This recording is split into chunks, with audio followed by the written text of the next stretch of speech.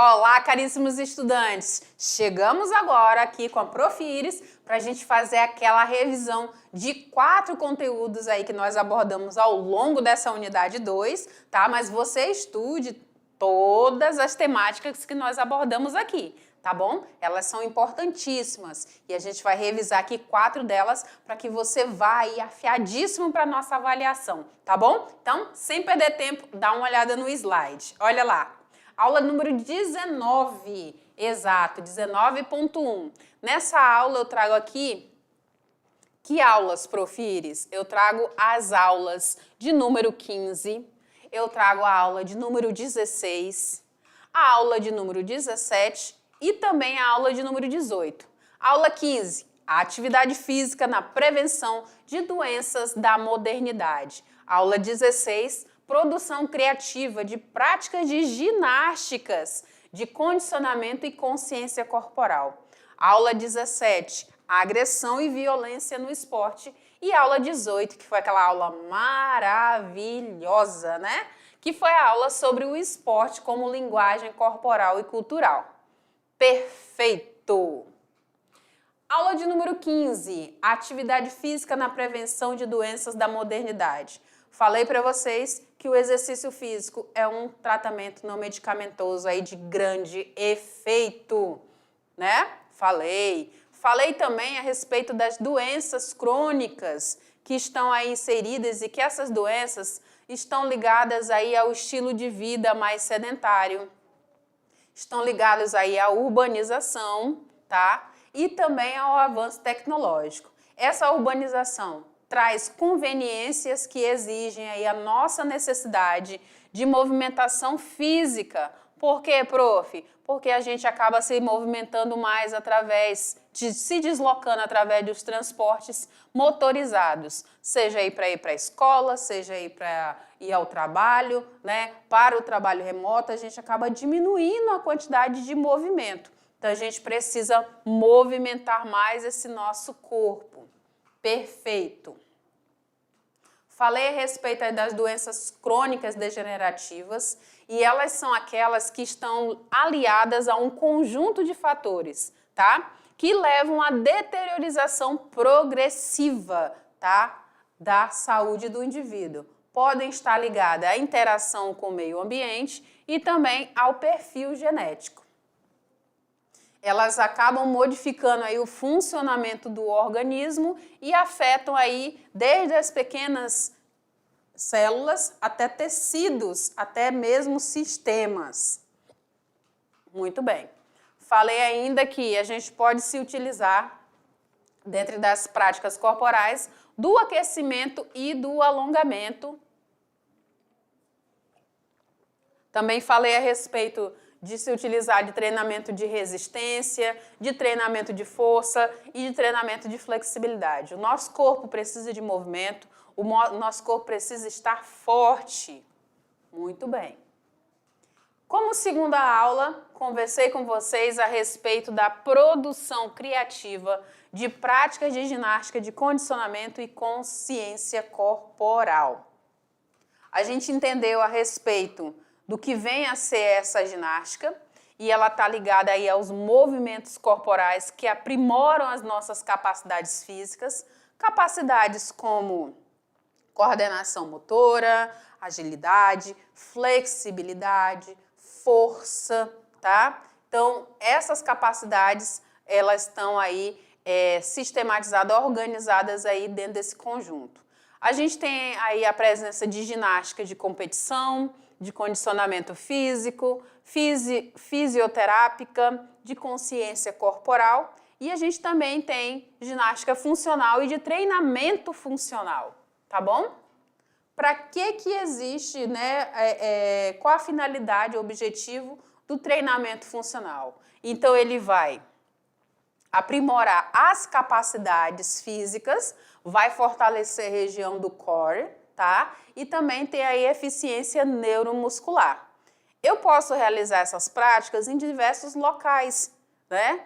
Muito acessíveis, como praças, quadras, campos, academias, praias, espaços abertos e também dentro das aulas de educação física.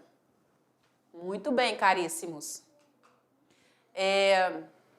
Entre as capacidades físicas, né, eu mencionei equilíbrio, força, resistência, coordenação, velocidade, flexibilidade. Tudo isso eu consigo trabalhar dentro das habilidades biomotoras do treinamento funcional.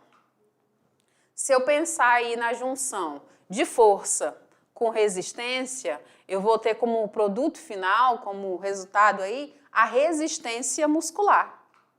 Se eu juntar velocidade e coordenação, eu vou ter agilidade.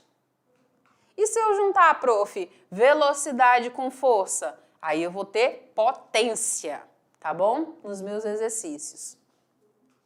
Falei ainda como que é realizado um treinamento funcional. Então, a gente vai observar aí 3 pontos. A base desse movimento, o movimento avançado e a transferência desse movimento.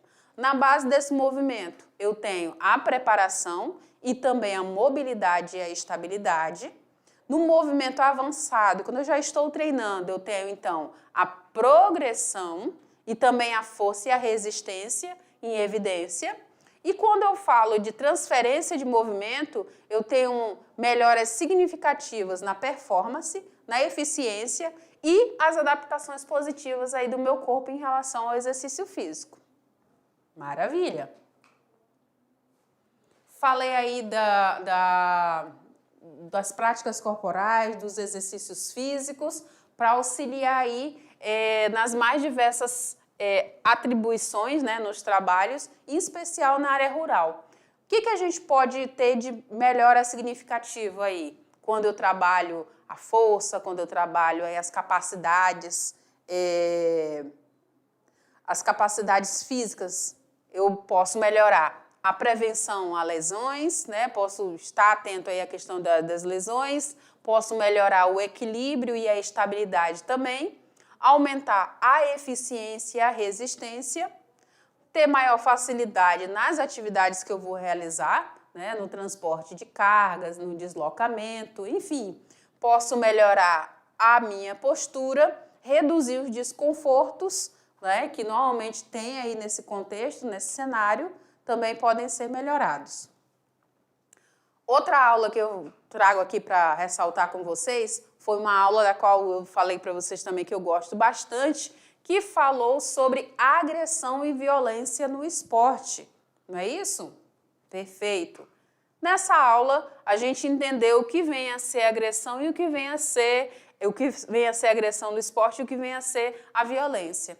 E a agressão, ela está ligada a um comportamento intencional. Então, o indivíduo ele tem intenção de fazer aquilo, ele já vai pensando de forma manipulada, ele já vai pensando, esquematizando aí em como ferir, como atingir o outro, né? É uma natureza violenta.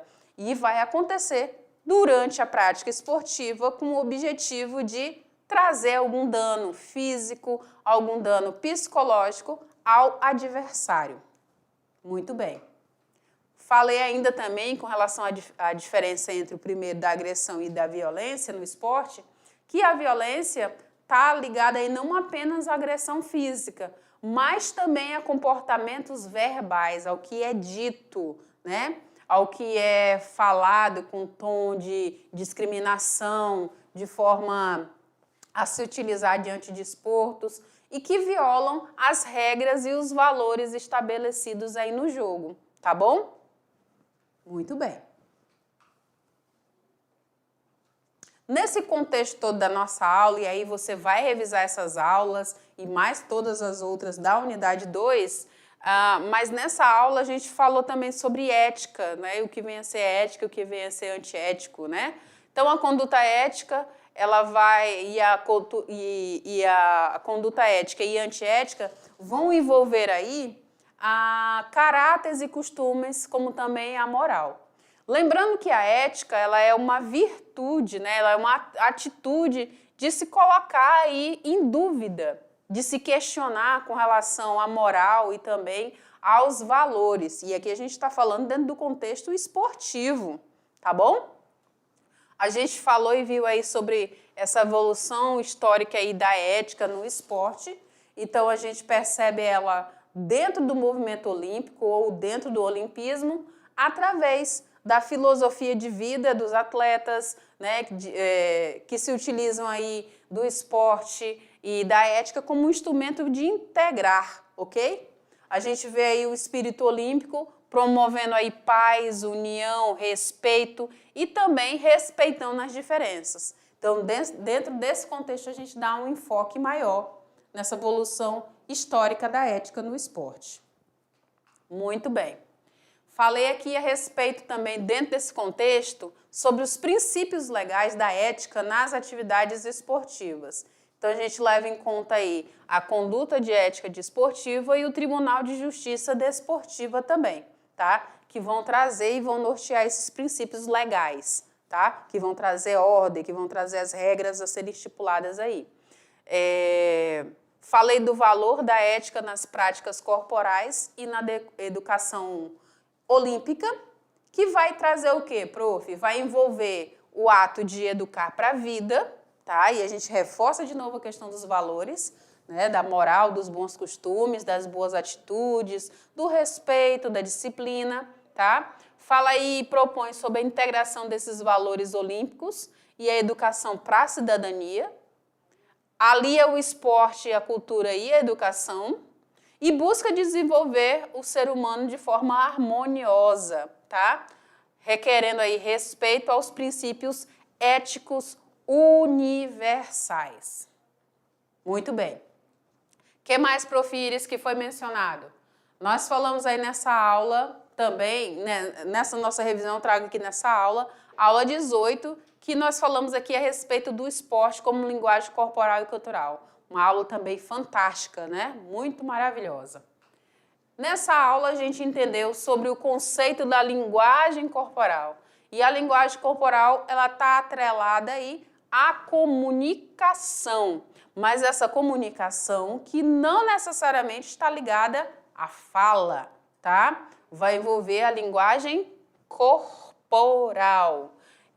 E aí eu vou observar o quê? Posturas, gestos, expressões, olhares, tá? Todos eles vão trazer algum tipo de informação, algum tipo de mensagem a ser escutada, a ser observada, tá? Muito bem. Falei que esse nosso corpo, ele se comunica, ele fala, ele expressa algo, né? E ele é um meio de comunicação, de expressão, onde ficam evidentes os movimentos e os gestos. Eles transmitem muitas mensagens, tá? Esse corpo também traz emoções expressas aí pelo nosso corpo, como, por exemplo, a comemoração, a frustração, a alegria, o entusiasmo, enfim, são muitas emoções aí. Como já dizia a música, né? Exato. Também falei com relação a esse corpo aos esportes que enfatizam essa linguagem corporal.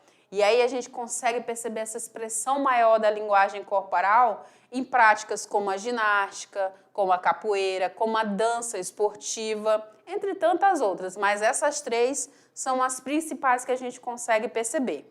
Tá bom? Muito bem. Falei ainda a respeito do esporte como ferramenta de inclusão social e superação. Então, a gente tem aí a inclusão social e a superação em evidência, e a gente percebe isso através das Paralimpíadas, dos projetos sociais, dos esportes adaptados para diferentes públicos. Muito bem.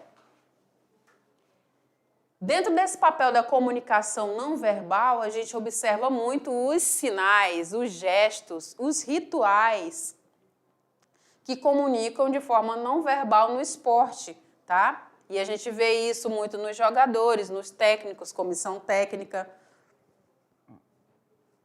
A gente observa também ritmos e expressões corporais nas práticas esportivas, os rituais antes e depois dessas partidas, tá? Tudo isso é levado em conta. Tudo bem, caríssimos? Perfeito. Aqui nós revisamos aí rapidamente para nossa avaliação parcial. Lembre-se de ler tudo, de buscar suas anotações, os mapas mentais que nós fizemos. E aí, o que você vai praticar? O nosso Pratique Mais de hoje foca aí no alvo e vai. Vai lá ser feliz, que a avaliação não está difícil, mas é preciso conhecimento prévio. Tá bom, caríssimo estudante? Então vai lá, foca e vai. Tchau, tchau. Boa avaliação.